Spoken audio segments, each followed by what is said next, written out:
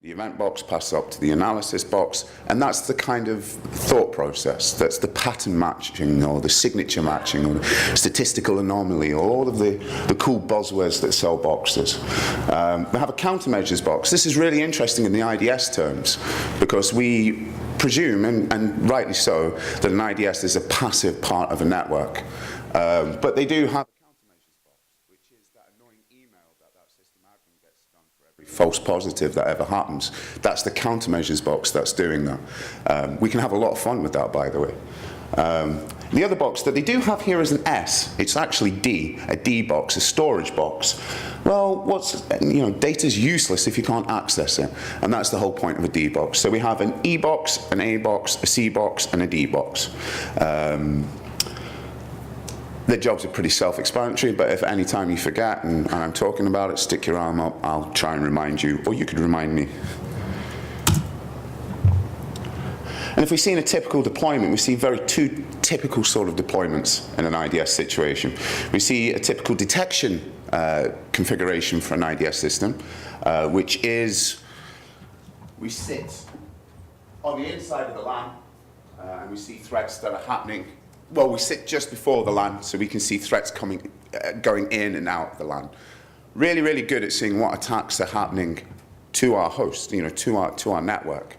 Really naff at seeing stuff that's happening on the outside, because it's just not configured that way.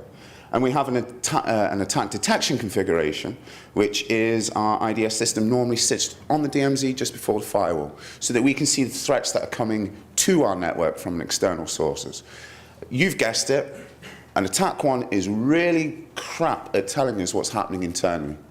Really good at telling us what's happening outside, but really naff at telling us what's happening inside, and vice versa. But bearing in mind, we do see vendors that have this one solution that fits all. So obviously they know something that we all don't know about how you can detect and defend both sides of the coin. So, host versus network, it's always good. I'm going to be talking about networks today, so you count yourself lucky, because the host stuff is just really boring. But sorry if there's any host-based guys in. It's not personal. But a host intrusion detection system has a plethora of information that it can rely on. I mean, it's got all the information that a box has.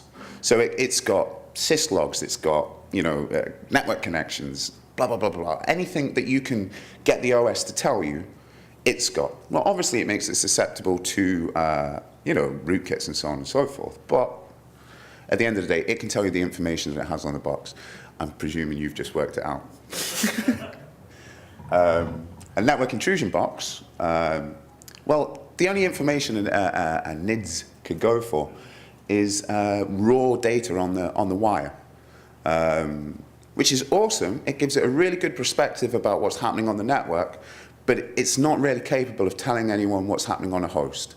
But they are the breadth, the life and breadth of most corporate networks. They fulfill compliancy. So awesome.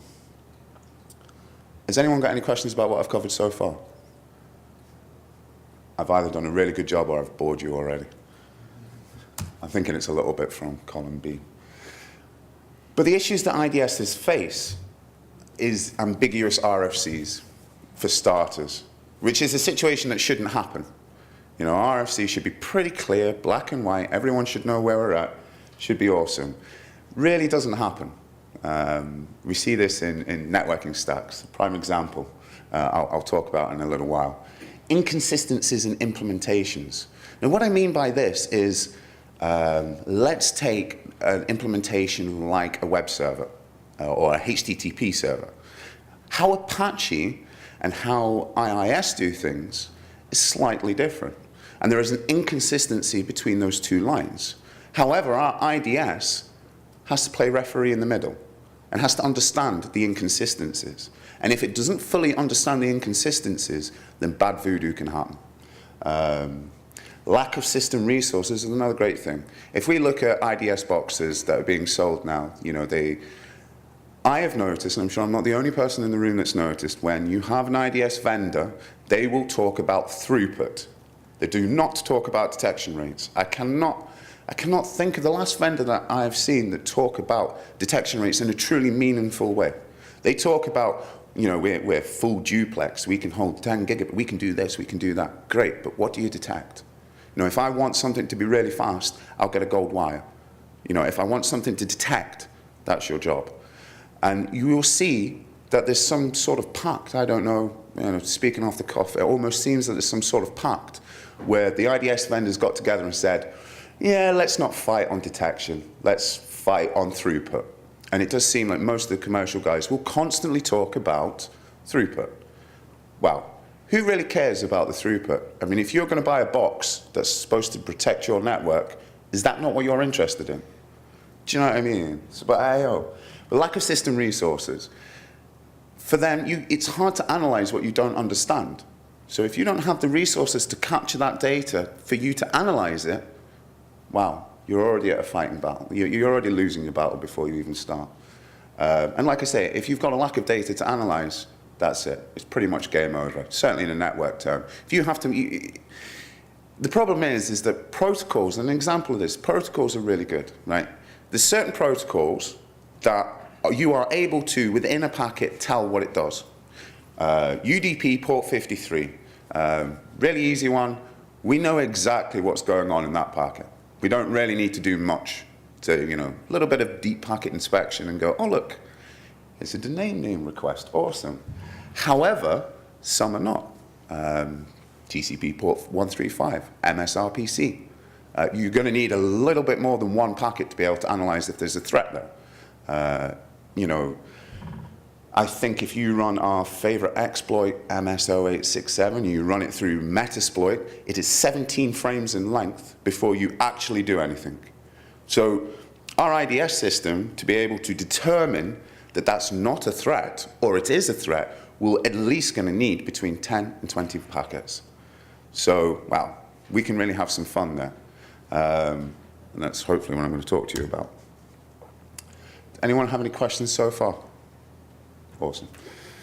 So what's the point? Well, surprisingly, I've touched on this before. What's the point? Well, testing IDS systems is a bloody important point, to be honest with you. It's very, very hard. If you think about this in this context, right, you who have deployed IDS systems without a decent auditing process are taking the vendor's word. Now, how comfortable does that make you feel? Because if your client said to you, oh yeah, we just trust the vendor, you'd go mental. Do you know what I mean? Don't trust what they say, do your own tests, prove it, prove it, prove it. Right? But yet we deploy these systems all the time and they don't get tested anywhere near the amount they should do. And we see vendors oversell constantly. I was at InfoSec last year for my sins, just as a civilian, not working, but the amount of anti-lolsec and anti-apt things that I saw there was just astonishing, really astonishing.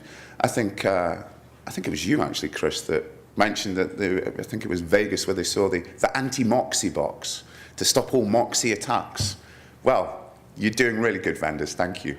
You make our jobs awesome. So surprisingly, surprise, surprise, vendors might slightly oversell the capabilities of these systems. And as I said earlier on, they do not talk about detection rates. How many of you are with an IDS vendor? It's okay, we won't hold it against you. Awesome. How many of you have had to deal with an IDS vendor in the past 12 months? How much fun was it? Did you get any straight answers? Yeah. So that's not to say they're bad guys, okay? You should buy them a beer, because shit's about to get bad. But detection rates, they never talk about it. But this is something that you need to look at.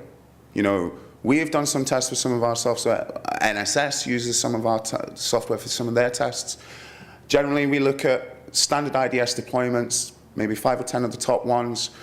We've run 300 known backdoor codes through there and have a detection rate of 30. Okay? Oh no, it gets worse. So if we're liberal, it's got a detection rate of 30. This is the top box. 15 of those are misdiagnosis. Okay? That's, yeah, we thought it was hinky and we think it's this. Yeah, we pay you to be pretty much know what you're doing. So if we are really nasty to them, they have a detection rate of about 5%. They have a detection rate, if we're being really nice, about 10%. Now this is where it really, really, really gets annoying.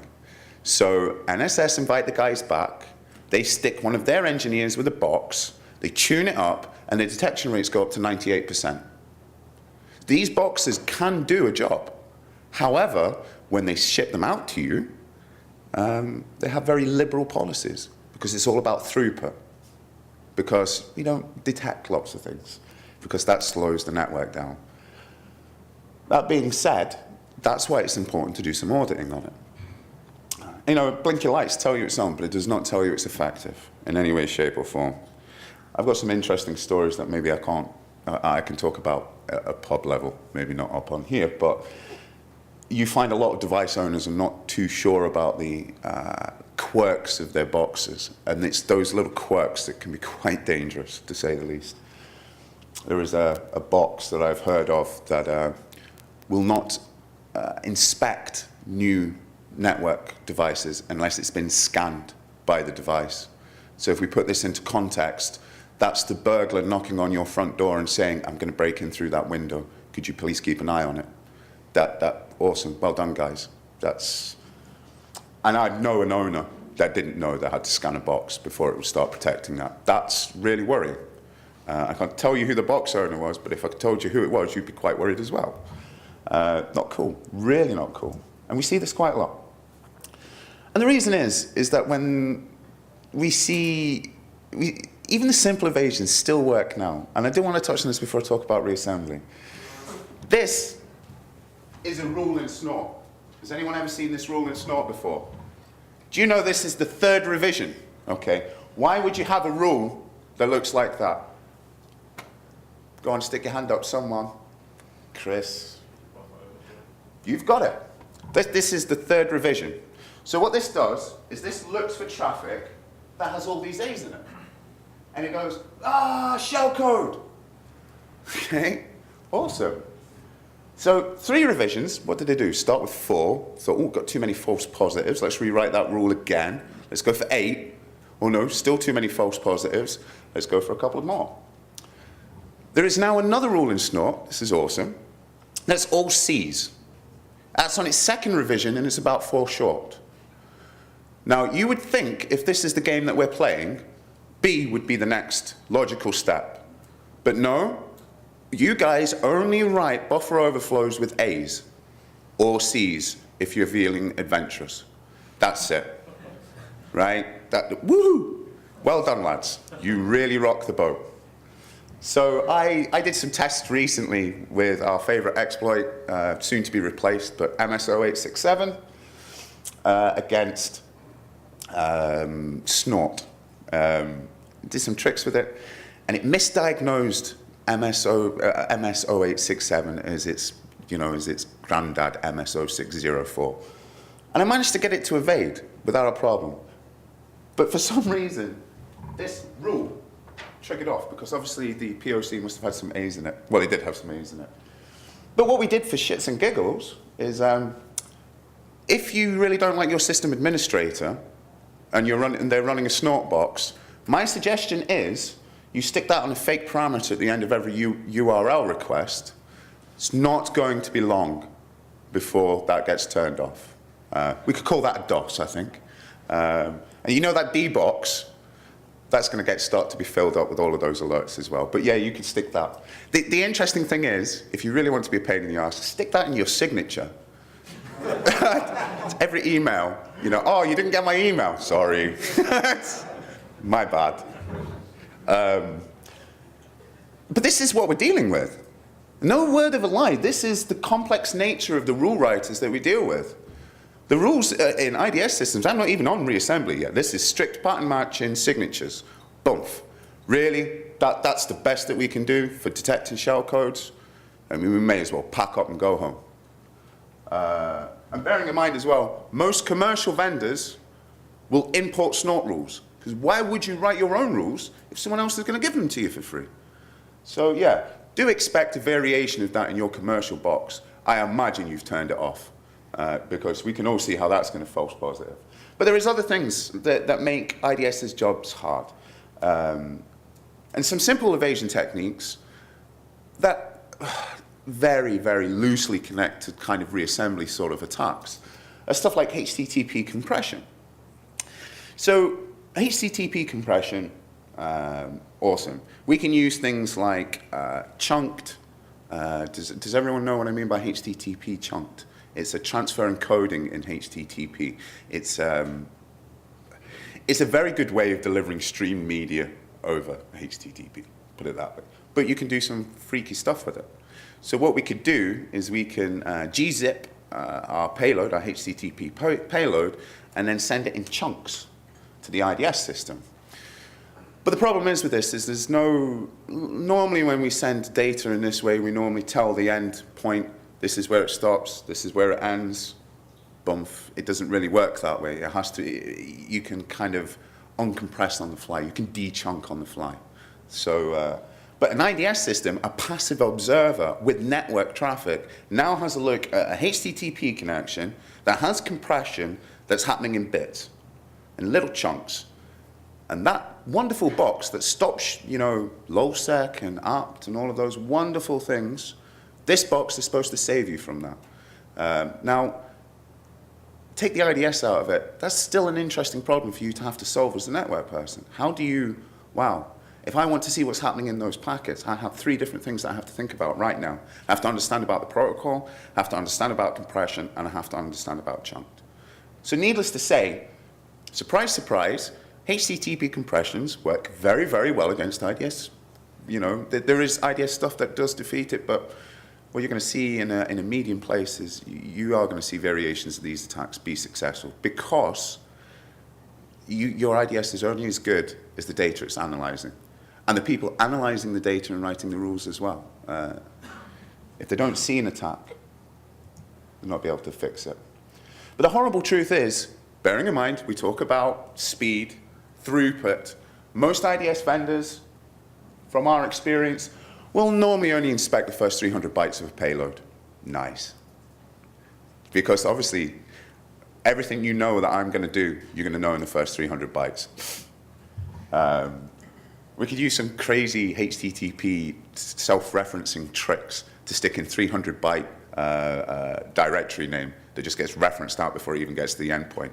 But there we go. Here's some junk data for the IDS to deal with. So there's lots of tricks and pieces you can do here. Really nice. And inherently, IDSs are really fail open because generally they are a passive aspect of a network.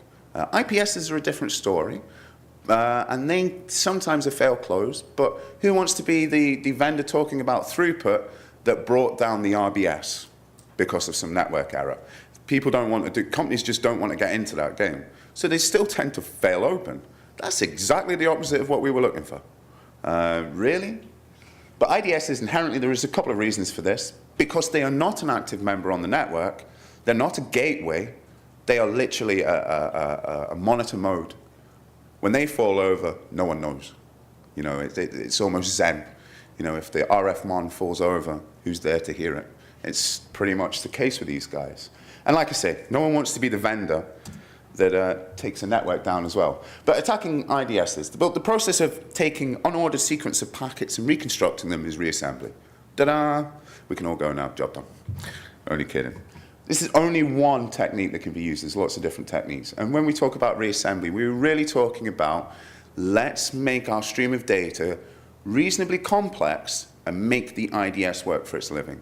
Surprise, surprise, when they work for the living, things get a little bit hinky. They are devices that do very, very well. But it's in this aspect of testing them that we're able to assess and redeploy and tighten up. That's the most important thing. So Snort's a great example. It does some form of reassembly. I think that's me being quite polite. We've had a great lot of fun with it. I know that the new version seems to be quite cool, to be honest with you.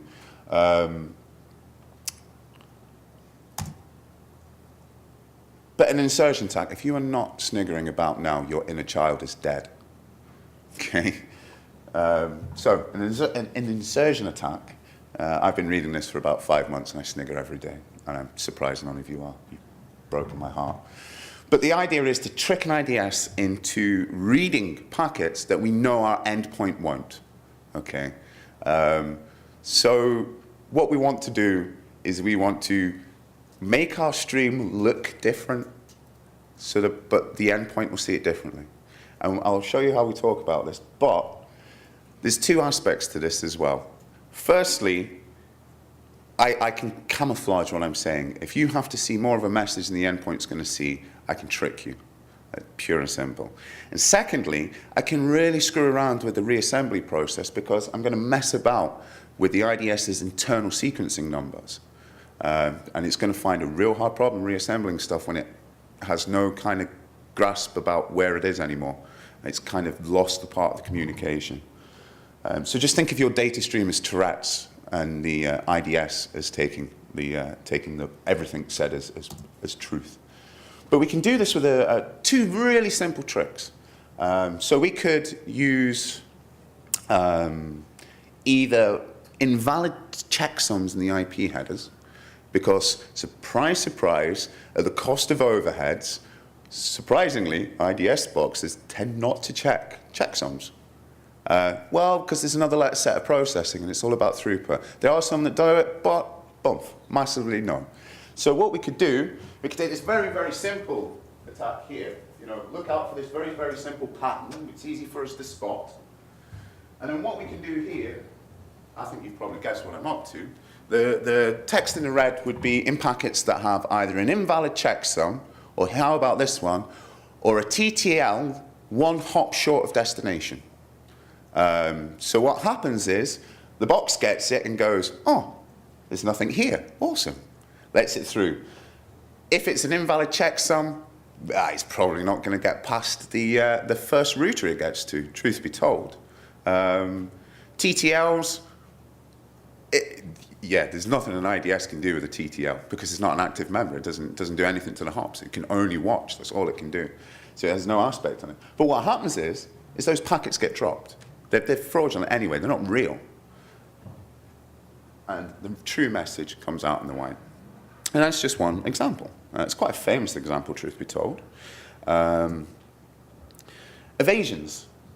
It's great to be in an evasion talk talking about evasions. But evasions are, if insertions are making a box see something, then evasions are making a box not see something. By far, a lot more dangerous. If you are susceptible to an evasion attack, then you are flying blind. You see that E box that I was talking about earlier on? That's not passing any data up anymore. That's it, done. They may as well pack up and go home. You can miss whole streams. And we effectively are attacking the accuracy of our IDS box. And as I say, whole streams can go by unchecked. Really, really not cool. There's very few of them out there. There is one that I wanted to mention. Highly unlikely for you to see it. Great practice of academia thinking. If you find yourself in a situation where your IDS has a hinky MTU value that happens to be slightly smaller than your endpoint, you are guaranteed a win here. Okay? It's highly unlikely, but we still see mixed networks, so it is possible. So if your IDS has a smaller MTU value than your endpoint, we're just going to stick a do not fragment flag on all our packets because you're not going to get that through your MTU. Thank you very much. Let's go home. It's done. You can't pass it into processing. You can't buffer it in. Highly unlikely that you're going to see an IDS with an MTU value of less than 1,500. I would be bloody shocked. But it does happen. It has been seen. It has been documented. These things, if you see this on one of your devices that has a hinky MTU value, you really want to call the vendor up because this is old school. I mean, you shouldn't be falling for that. But we can see how this works. But the most important one is transmission control box in my presumption. Now, does everyone know what I sort of mean by a transmission control block? This is kind of like a data structure that's used in TCP/IP to order the sequence of data. Now, data generally is sent in a sequenced manner anyway, even though it's not supposed to be. The protocol is designed to be able to handle it. And a lot of IDSs used to anyway, not do any form of sequencing, because you don't normally see unordered sequencing, certainly locally anyway. But a transmission control block is a structure that's used to organize what's going on, keep a tail of what's going on. And it's an important factor. The TCB issue, well, how does an IDS reassemble data? The same way as the endpoint will. You know, it needs to take a TCB, it needs to look at the sequencing number, and it needs to reassemble that data structure. So TCB is really, really important, and it gives them a couple of issues here. When do you start a TCB for a connection? Because whatever decision you make as an attacker, I'm going to make you pay for it. One's going to be less, one's going to be more. And that's the gray area in the middle is where we win or lose. So this is the issue. When do we start it? There's two ways that we can start it. We can wait for every three-way handshake and go, ha-ha, there's a connection, because that's normally how an endpoint sets up. That's normally how connections set up their sequencing, during the three-way handshake bump. This is awesome for me, because miss that three-way handshake, and our whole communication won't be able to be sequenced because you don't have a TCP bot for it anymore. Bump. It's just data on the wire. It's just noise. The IDS does not have the correct information to reassemble that data. And we call that desynchronized. It's desynchronized from the stream. Really bad voodoo. This happens, definitely pack up stuff. It's time to go home. If this happens to your IDS, not cool.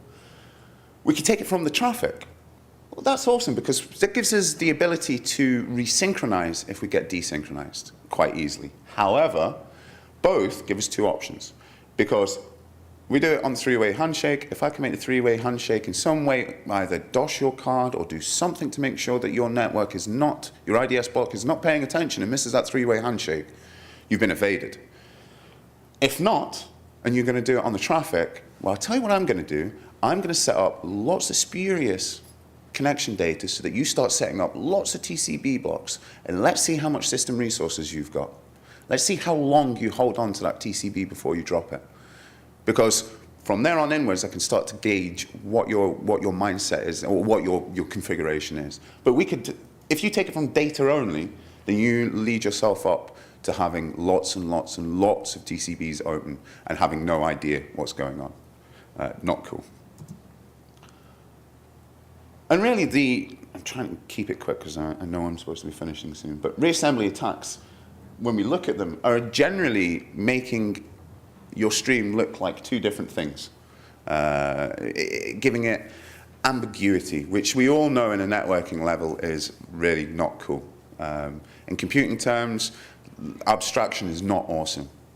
We shouldn't, whenever we make a computer make a decision that is not based on ones and zeros, it gets kind of bad from there on inwards. They are a fine line between interpretation. And the reason that I pull this up is I mentioned earlier on, I just want to check something. Let me, yeah, it's okay. I'll touch on it in a second. Right, it is about having two different streams in the same stream, okay? And remember earlier on that I talked about inconsistencies in implementations. This is going to play out in a little bit, okay? So, what we try and do is a data stream that has a different interpretation depending on the endpoint that you're at. That's really the best point. So I can make a data stream look like one thing for a Windows system and make it look like something else for a Unix system. Very, very easily. Because there is inconsistencies in how they've implemented the RFCs. But we see this all the time. Overlapping fragments are a prime example of this.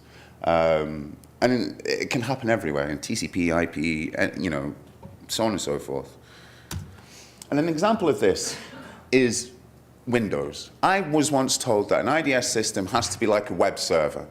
I said, no, an IDS system has to be like every web server. Because the problem is that Apache on a Windows system and Apache on a Linux system, how they handle character case is completely different. And that's one implementation just on two different boxes. You know, that's it. So when we look at how overlapping fragments work. What I mean by this is we send a lot of fragments with their byte offsets that cross over. Windows and Unix, this battle will never end, and thankfully that's kept us all in employment, and hopefully will continue to do so. But Windows, if we do this, we send some overlapping data.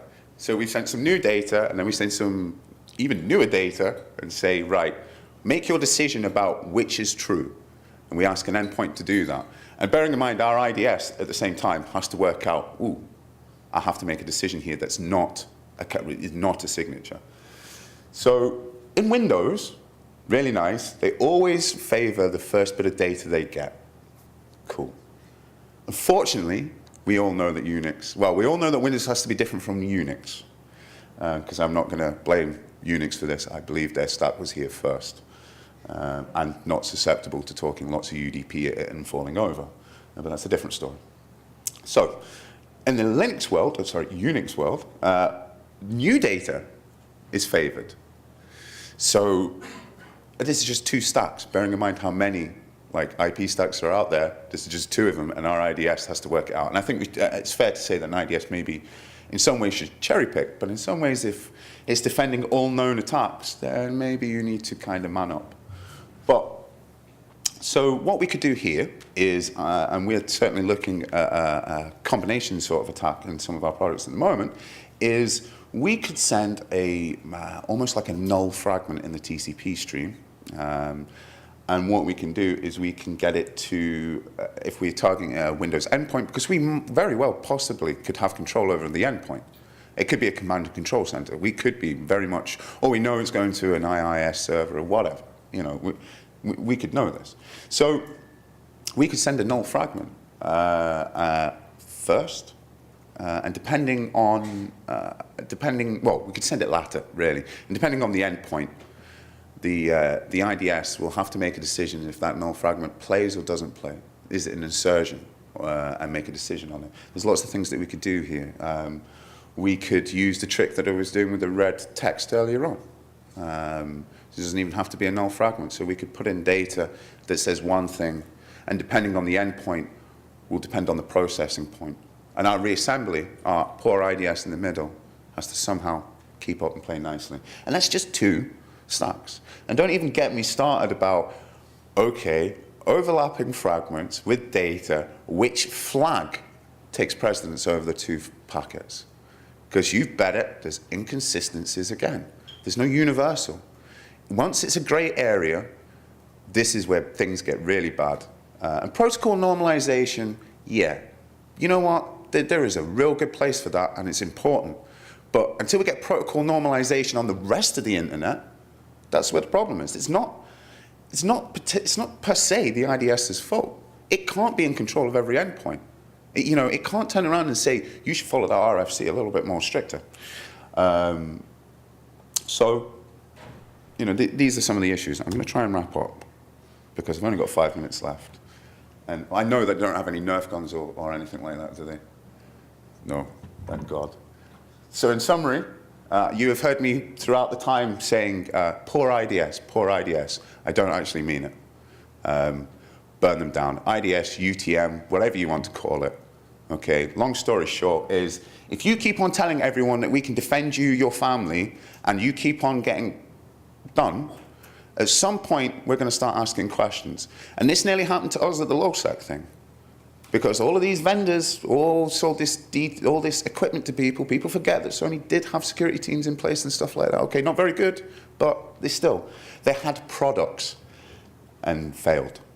And at some point, if this keeps on happening, we're going to have to answer some pretty heavy questions. So please, please, please, please, if you're a vendor, I think most people would respect you to start talking about the challenges that your boxes face and how it goes against it. As I said earlier on, this is the issue. When you say that an IDS has to be like a web server, no. Remember, it has to be like every web server, like every DNS server, like every email server. You cannot get one box to do it all. And you should maybe look at segmentation if you're using IDSs and saying, you know what, I want an IDS box that just looks after email. I'm going to turn everything else off, everything. All it's going to do is packet inspect email. That's it. You can't analyze what you don't know. And that's why evasion techniques work. And deep packet inspection, really? I mean, is this is really a coin? I mean, wow, you look in a packet and it tells you something. I actually thought that was the whole point of packets, but hey-ho. So if you get someone who's throwing the whole deep packet inspection at you, maybe call them on it. You know, you might get your ass handed to you 10 times out of 100, but I imagine that someone's using that term, they're not. Because really deep packet inspection is packet inspection. You know, how can you get any deeper than I had a look at the packet? This is that lovely time where you are asked to give me questions. You don't feel like you have to. I have lots of interesting material that I find interesting, will probably deal with your sedative requirements if you're having jet lag or problems sleeping or anything like that. I have a couple of awesome books that the PDFs are available. But please, if you do have any questions, you can get me at phoenix@phoenix.co.uk.